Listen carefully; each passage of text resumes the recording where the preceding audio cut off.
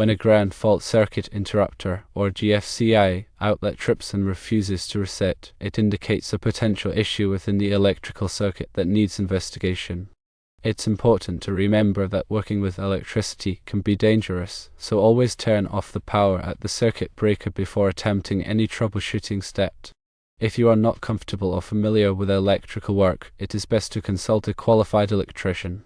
This narration will cover possible causes and troubleshooting steps for a GFCI tripping issue. Firstly, incorrect wiring can cause GFCI tripping. Ensure that all connections at the GFCI junction boxes and outlets are secure and correctly made. Look for loose wires or reversed polarity, as these can disrupt the circuit's intended function and cause the GFCI to trip. Secondly, the GFCI itself may be faulty. Even new GFCIs can sometimes be defective. To rule this out, try replacing the existing GFCI with a new one from a reputable manufacturer. If the new GFCI resolves the issue, the original GFCI was likely the problem.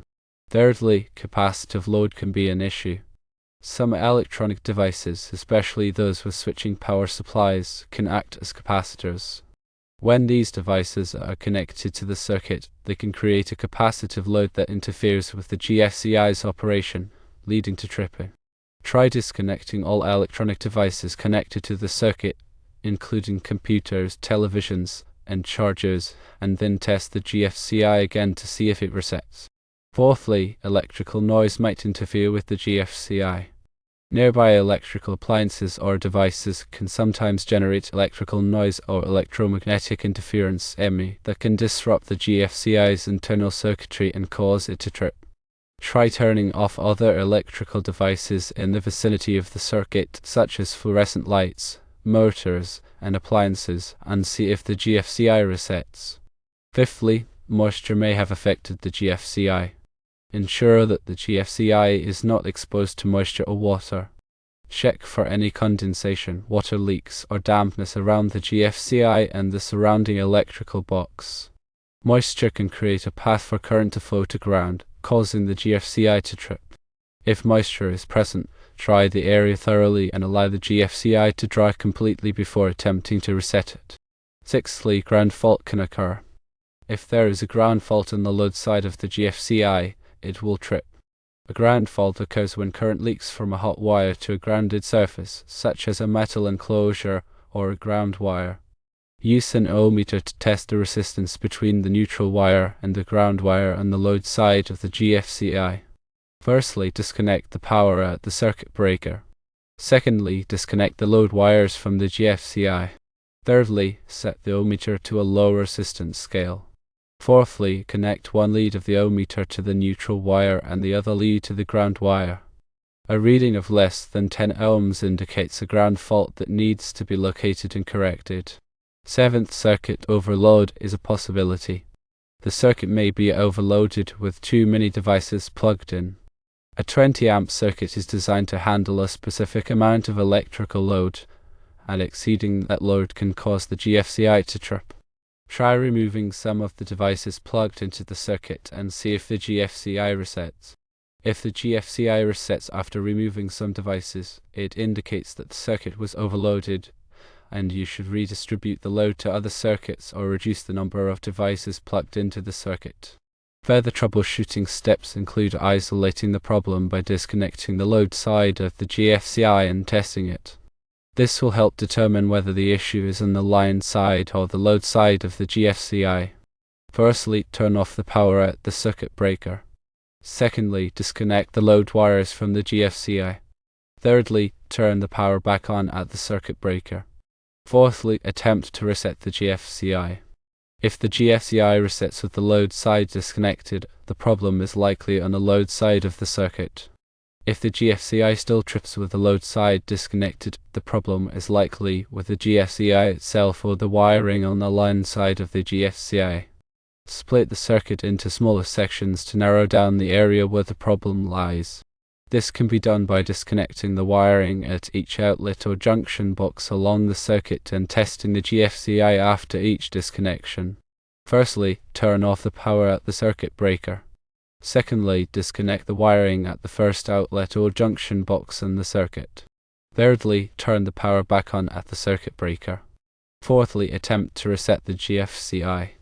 If the GFCI resets, the problem is located downstream from the disconnected point. If the GFCI still trips, the problem is located upstream from the disconnected point.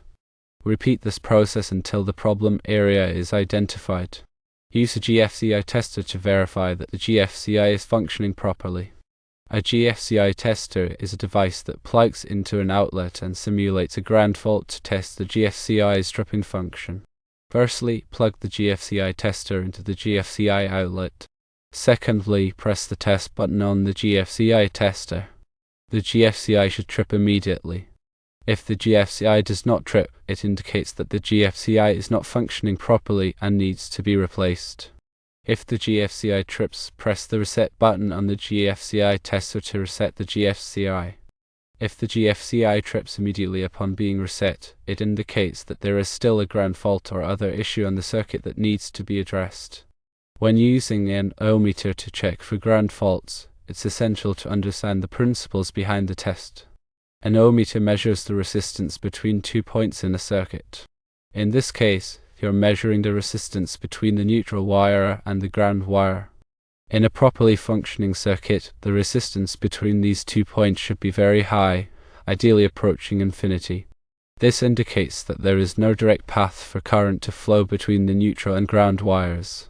However, if there is a ground fault, meaning that current is leaking from a hot wire to a grounded surface, the resistance between the neutral and ground wires will be significantly lower, typically less than 10 ohms.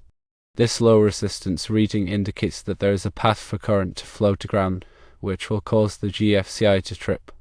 To perform the ohmmeter test accurately, it's crucial to disconnect the power to the circuit at the breaker and disconnect the load wires from the GFCI. This ensures that you are only measuring the resistance of the circuit itself and not any external loads or devices that may be connected to it. When interpreting the ohmmeter reading, keep in mind that a very high resistance reading indicates a healthy circuit with no ground fault, while a low resistance reading indicates a ground fault that needs to be investigated and repaired. If you encounter a low resistance reading, you'll need to systematically trace the circuit to locate the source of the ground fault. This may involve disconnecting wiring at various points along the circuit and retesting the resistance until you isolate the section where the ground fault is present. Once you've identified the section with the ground fault, you can then carefully inspect the wiring and components in that area to identify the cause of the fault, such as damaged insulation, loose connections, or faulty devices. Remember, safety is paramount when working with electricity. Always turn off the power at the breaker before performing any tests or repairs, and if you are not comfortable or familiar with electrical work, it's best to consult a qualified electrician. The behavior of the ohmmeter showing a reading climbing from 6 megohms to open circuit and then behaving the same when reversing the lead suggests the presence of capacitance in the circuit. Capacitance is the ability of a component or circuit to store electrical energy in the form of an electric field. Capacitance can be created by various components in a circuit such as capacitors, electronic devices, or even the wiring itself. When you connect an ohmmeter to a circuit with capacitance, the ohmmeter will initially show a low resistance reading as it charges the capacitor. As the capacitor charges, the resistance reading will gradually increase until it reaches a very high value, approaching infinity. This is because the capacitor is acting as an open circuit once it is fully charged. The fact that the ohmmeter behaves the same way when you reverse the leads indicates that the capacitance is not polarity sensitive, meaning that it doesn't matter which way the ohmmeter leads are connected. In the context of a GFCI circuit, capacitance can interfere with the GFCI's operation and cause it to trip. GFCIs are designed to detect very small imbalances in current between the hot and neutral wires, typically in the range of 5 milliamperes. Capacitance can introduce additional current leakage into the circuit, which can be misinterpreted by the GFCI as a ground fault, leading to tripping. The amount of capacitance in a circuit can vary depending on the length of the wiring, the type of devices connected to the circuit, and the presence of any capacitors or other capacitive components.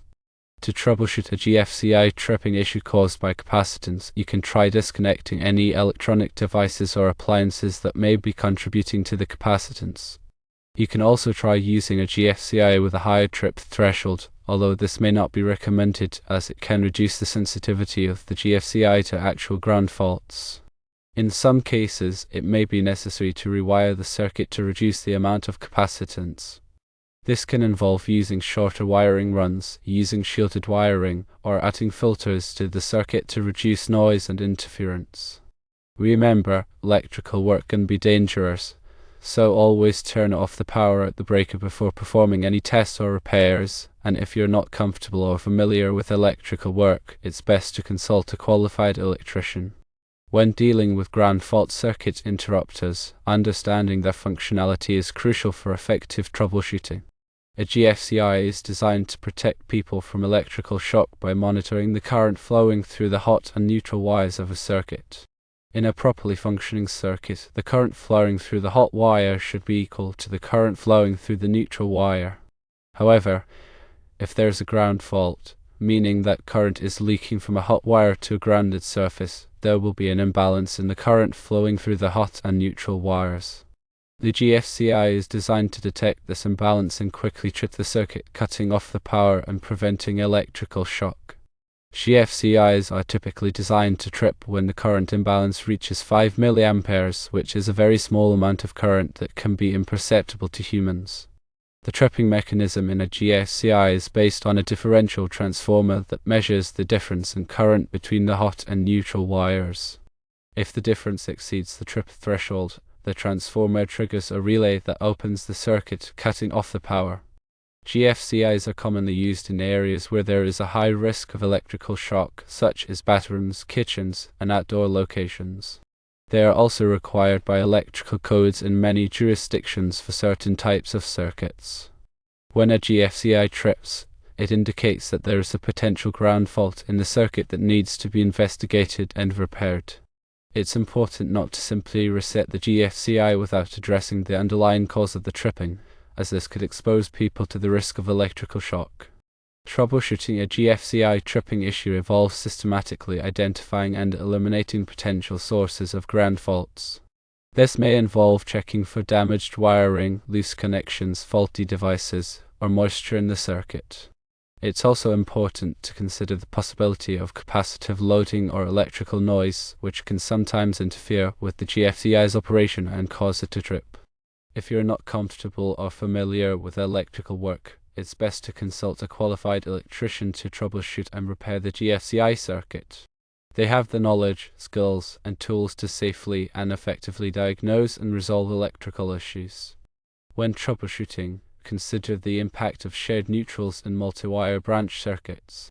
A multi-wire branch circuit is a type of electrical circuit that shares a common neutral wire between two or more hot wires. These circuits are often used to save on wiring costs and reduce the number of circuits needed in a building. However, multi-wire branch circuits can also create challenges when troubleshooting GFCI tripping issues. One of the main challenges is that a ground fault on one hot wire in a multi-wire branch circuit can cause the GFCI to trip on both hot wires, even if the ground fault is only present on one of them. This is because the GFCI monitors the current flowing through the neutral wire, and a ground fault on one hot wire will create an imbalance in the neutral current that affects the entire circuit. Another challenge is that shared neutrals can create harmonic currents, which are currents that are multiples of the fundamental frequency of the electrical system, typically 60 Hz. Harmonic currents can cause overheating of the neutral wire and can also interfere with the operation of GFCIs, leading to nuisance tripping. To troubleshoot GFCI tripping issues in multi-wire branch circuits, it's important to carefully identify and isolate the source of the ground fault or harmonic currents. This may involve disconnecting the hot wires one at a time and testing the GFCI to see if the tripping stops. It may also involve using a harmonic analyzer to measure the amount of harmonic currents present in the circuit. If you suspect that a shared neutral is causing the GFCI tripping issue, you may need to rewire the circuit to separate the neutrals or add filters to reduce the amount of harmonic currents. In some cases, it may be necessary to replace the GFCI with a more robust model that is less sensitive to harmonic currents. Remember, working with multi-wire branch circuits can be complex and potentially dangerous, so it's best to consult a qualified electrician if you're not comfortable or familiar with this type of wiring. In addition to the troubleshooting steps already mentioned, consider checking for any aluminum wiring in the circuit. Aluminum wiring was commonly used in residential construction in the 1960s and 1970s, but it has since been found to be more prone to corrosion and loosening than copper wiring. This can lead to poor connections, overheating, and even fires. Aluminum wiring can also cause GFCI tripping issues due to the formation of aluminum oxide, which is a poor conductor of electricity. Aluminum oxide can create resistance in the circuit, leading to voltage drops and current imbalances that can trigger the GFCI. If you suspect that there is aluminum wiring in the circuit, it's important to have it inspected by a qualified electrician. They can assess the condition of the wiring and recommend appropriate solutions, such as replacing the aluminum wiring with copper wiring or using special connectors and antioxidants to prevent corrosion and maintain good connections.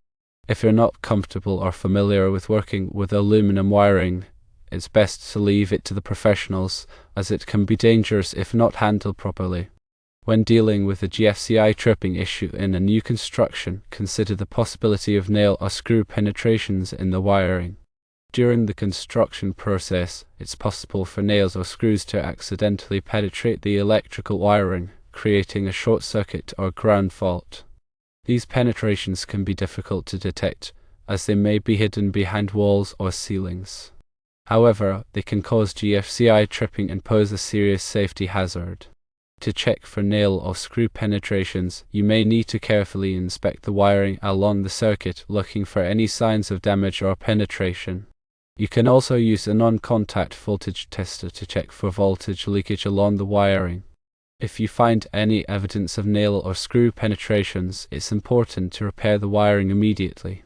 This may involve replacing the damaged section of wiring or using electrical tape to insulate the penetration. It's also a good idea to check the surrounding area for any other potential penetrations. Remember, working with electrical wiring can be dangerous, so always turn off the power at the breaker before performing any inspections or repairs, and if you're not comfortable or familiar with electrical work, it's best to consult a qualified electrician.